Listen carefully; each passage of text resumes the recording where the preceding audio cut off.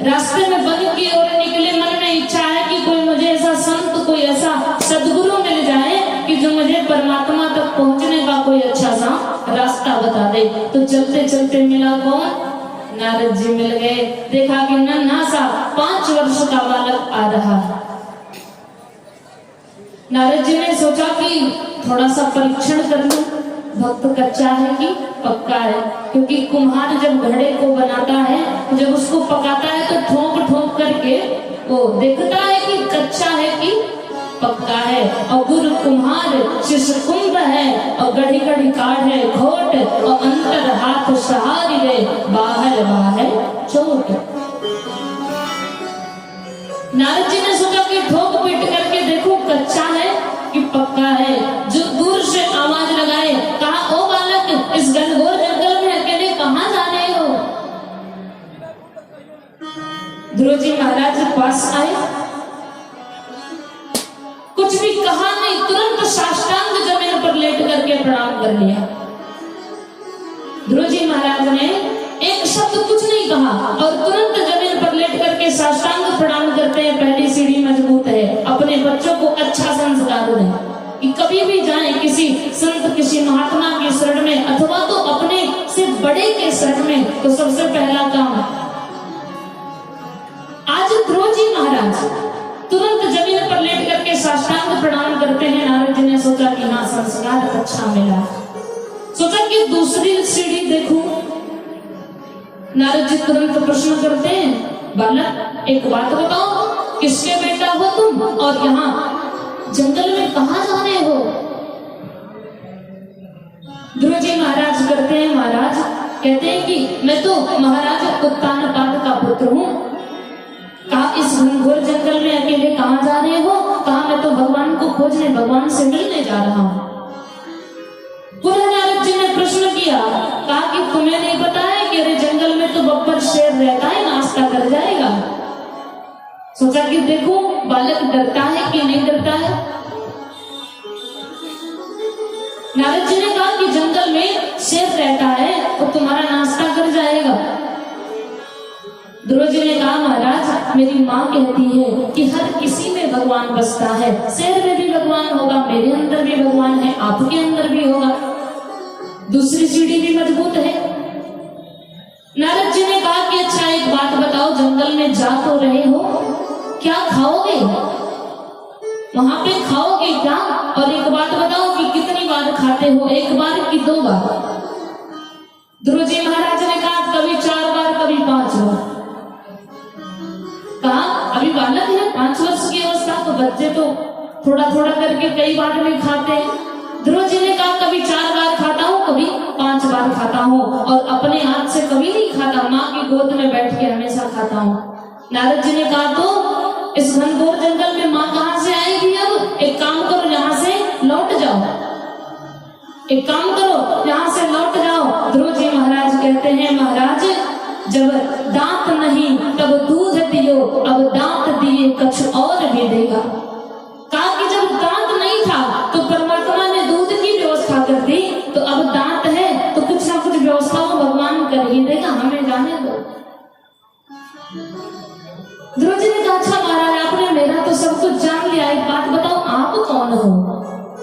नारद जी ने कहा मैं तो संत नारद हूँ। ध्रुव जी महाराज ने कहा नहीं आप नारद नहीं हो सकते। कहा क्यों? ध्रुव जी महाराज ने कहा क्योंकि मैंने सुना है कि जिसको नारद मिल जाते हैं उसको एक ना एक दिन भगवान भी मिल जाते हैं। जो नारद को देख लेता है वो एक ना एक दिन भगवान को भी देख लेता है, और आप तो मुझे यहाँ से भगाने के चक्कर में पड़े हो, तो आप नारद नहीं हो सकते। नारद जी की आंख में प्रेमाश्रु आ गए कि कितना अच्छा वक्त है, मात्र 5 वर्ष की अवस्था और ऐसी बातें करता है। तुरंत हृदय से लगा लिया और ध्रुव जी महाराज को मंत्र दिया, 12 अक्षर मंत्र, और कहते हैं कि जाओ जाकर के उसी मंत्र का जप करो, उसी मंत्र का मनन करो। ध्रुव जी महाराज वृंदावन के बगल में आए, यमुना में स्नान किया और वट वृक्ष के नीचे खड़े हो गए, एक पैर पे खड़े हो गए और ध्यान करना शुरू कर दिया। आए बस 2 मिनट हम आप भी करेंगे कि ओम नमो भगवते वासुदेवाय। ओम नमो भगवते वासुदेवाय। आप लोग कहिए, आप सभी ना। ओम नमो भगवते वासुदेवाय। ओम नमो।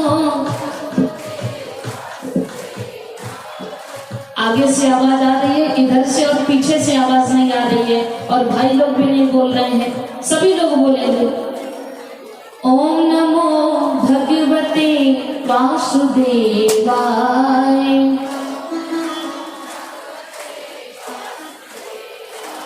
तालियां भी बजती रहे। वासुदेवाय प्रभु नंद नंदनाय। वासुदेवाय प्रभु नंद नंदनाय। वासुदेवाय प्रभु नंद नंदनाय। ओम नमो भगवते वासुदेवाय।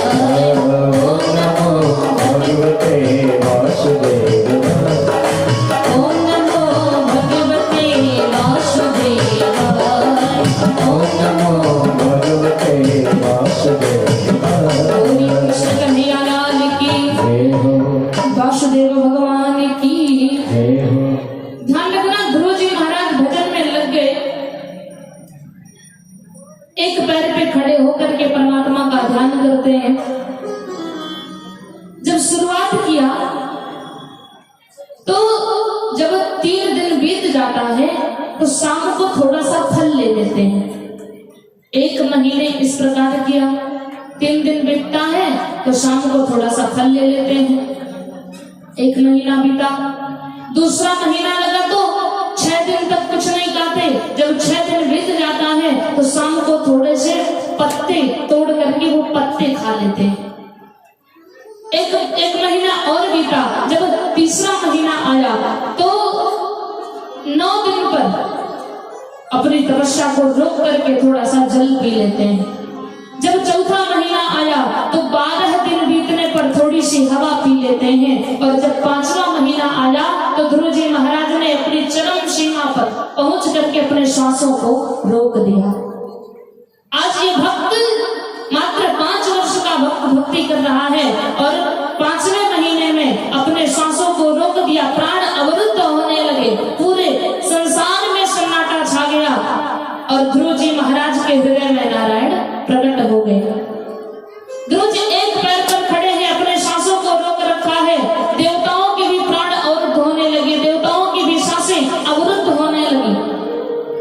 आज नारायण हृदय में प्रकट तो हुए, लेकिन भगवान विष्णु नारायण स्वयं गरुड़ जी को बुला करके आज अपने इस भक्त के दर्शन के लिए जा रहे हैं। हर बात का नियम था, हर जगह हर भक्तों का नियम है कि भक्त भगवान के पास जाता है, लेकिन आज भगवान स्वयं गरुड़ की सवारी करके इस भक्त को देखने आते हैं कि मेरा ऐसा कौन सा भक्त है जो भक्ति कर रहा है कि उसके प्रकोप से आज पूरे संसार के प्राण अवरुद्ध हो रहे हैं। आज भगवान जो हृदय में प्रकट हुए थे वो सामने आकर के खड़े हो गए, दोनों एक दूसरे को देख करके हंसने लगे। ध्रुव जी महाराज ने भगवान को देखा, भगवान भी ध्रुव जी को देखे, दोनों हंसने लगे। अब ध्यान रखना, इस दृश्य को देख करके देवता लोग भी हंसने लगे कि भाई इस नन्हे से बालक ने इतना तप किया और जब भगवान सामने खड़े हैं तो देख करके बस हंस रहा है और कुछ कहता नहीं है। इस दृश्य को देख करके देवता लोग हंसने लगे। सुखदेव जी महाराज कहते कहते हंसने लगे कि देखो कितना अच्छा वक्त है, मात्र 5.5 वर्ष की अवस्था और भगवान सामने खड़े हैं, देख करके बस हंस रहा है। सुखदेव जी हंसने लगे तो राजा परीक्षित हंसने लगे, हजारों संत बैठे हैं, सबके सब हंसने लगे। आज मानो पूरी सृष्टि हंस रही है। भगवान कहते हैं कि मैं तुम्हारे सामने काफी देर से खड़ा हूं, तुम कुछ बोलते क्यों नहीं? ध्रुव जी महाराज ने कहा, महाराज बोलूं क्या, मुझे तो बोलने भी नहीं आता। इस दृश्य को देख करके देवता लोग कहते हैं कि अगर ये मौका हमें मिलता तो हम तो पूरी लिस्ट बना देते कि भगवान हमें ये चाहिए, और ये बालक भगवान को प्राप्त करने के बाद भी भगवान से कुछ नहीं मांगता। सुखदेव जी महाराज परीक्षित से कहते हैं कि जब व्यक्ति को गोविंद की प्राप्ति हो जाती है तो उसके अंदर की जो चाह होती है ना वो शांत हो जाती है, फिर उसे किसी चीज की आवश्यकता नहीं रहती। परीक्षित जी महाराज ने कथा के माध्यम से इस सुंदर झांकी का दर्शन कर लिया। ध्रुव जी बोलना तो बहुत कुछ चाहते हैं लेकिन उन्हें बोलने नहीं आता, ज्ञान नहीं है।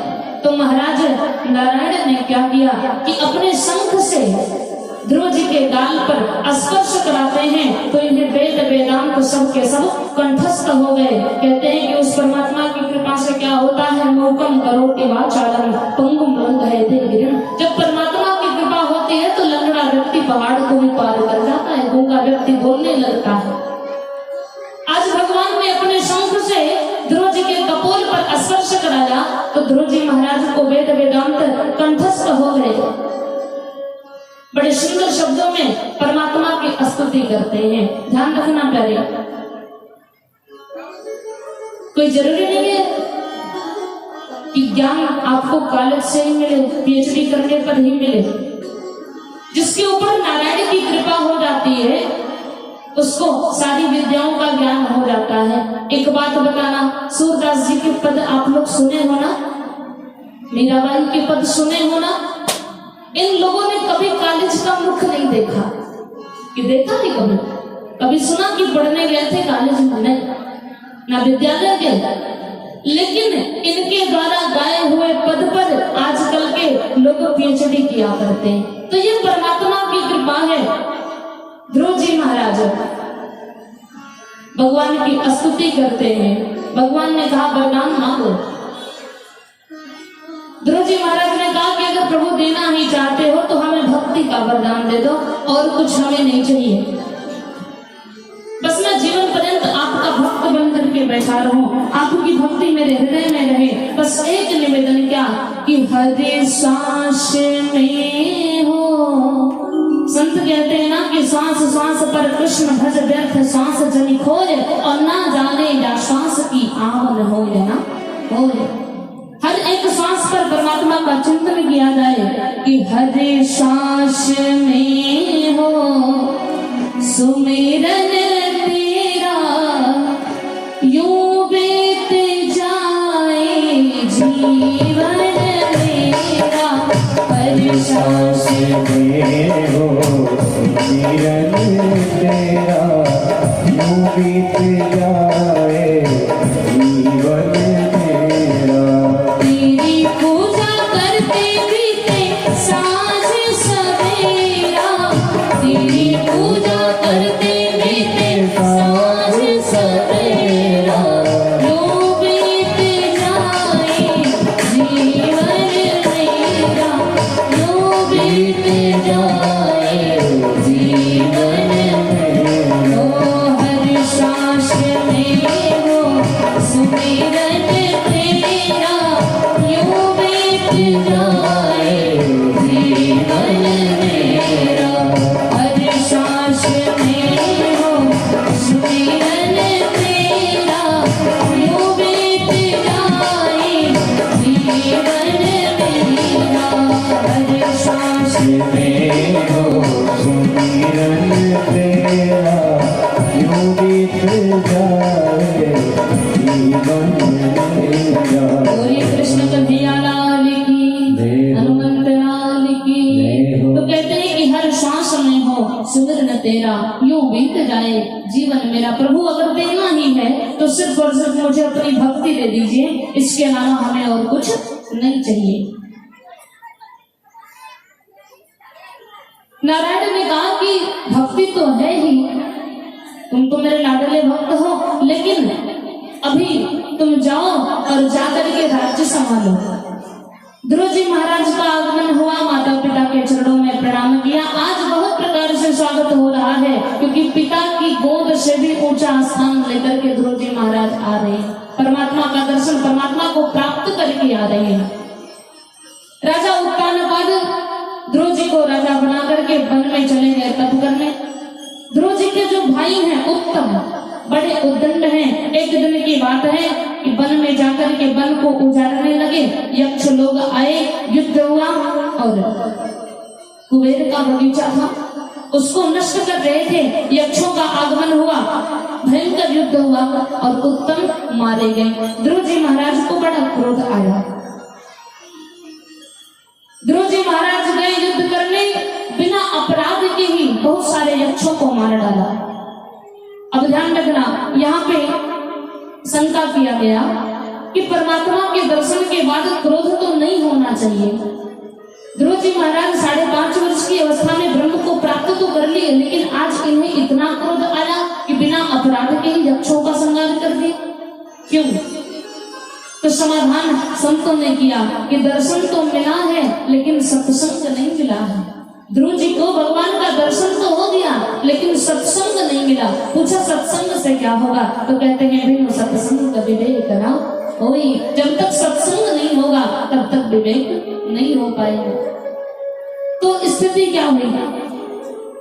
जब व्यक्ति को सत्संग करने की इच्छा होती है ना, जब उसे एक बार लगन लग जाती है ना, तो वो कहीं से भी सत्संग के लिए वक्त निकाल लेता है। कुछ लोग ऐसे हैं जो कहते हैं कि हम तो बड़े व्यस्त हैं, समय नहीं है। लेकिन जैसे बच्चे होते हैं तो माताओं से थोड़ा ज्यादा ही बोल देते हैं, पिता लोगों से डरते हैं। तो मान लिया पिता ने कह दिया कि खेलने नहीं जाना है, अब खेलने नहीं जाना है, तो पिता के सामने तो कह दिया कि ठीक है नहीं जाऊंगा। लेकिन जो ही पिताजी बाजार गए तो माँ से कह देते हैं कि अगर वो गुस्सा करेंगे तो संभाल लेना, हमें जाने दो। क्योंकि खेलने की इच्छा है, चाह है, तो चाहे जहां से उसके लिए वक्त मिल जाएगा। तो इसीलिए कहते हैं कि जब जीव को एक बार सत्संग का चस्का लग जाता है, जब उसके मन में बात आती है कि मुझे सत्संग करना है, तो चाहे जहां से उसे सत्संग के लिए वक्त मिल जाता है। तो ध्रुव जी महाराज ने दर्शन तो कर लिया लेकिन अभी सत्संग नहीं किए हैं। तो महाराज मनु आए और ध्रुव जी महाराज को बहुत प्रकार से समझाया, कहा कि हर किसी में परमात्मा का दर्शन करो, तब जीवन में परिवर्तन आएगा। ऐसा ही हुआ। काफी काल तक प्रशासन किया, पुनः वन में चले गए। तब किया विमान आया ध्रुव जी को लेने के लिए। ध्रुव जी महाराज के सामने मृत्यु देवी भी पधारी और कहा महाराज सीधे आप विमान में नहीं जा सकते, हमसे होकर के जाना पड़ेगा। तो भगवान के पार्षदों ने कहा कि एक काम करो, आप इनके पीठ पर चढ़ करके विमान में चढ़ जाओ। इस प्रकार ध्रुव जी महाराज विमान में बैठे और जाने लगे। मृत्यु पर विजय प्राप्त कर लिया। मैया सुनीति के लिए भी विमान आया। ये संत की कृपा है। जब जीवन में संत की कृपा हो जाती है, सदगुरु की कृपा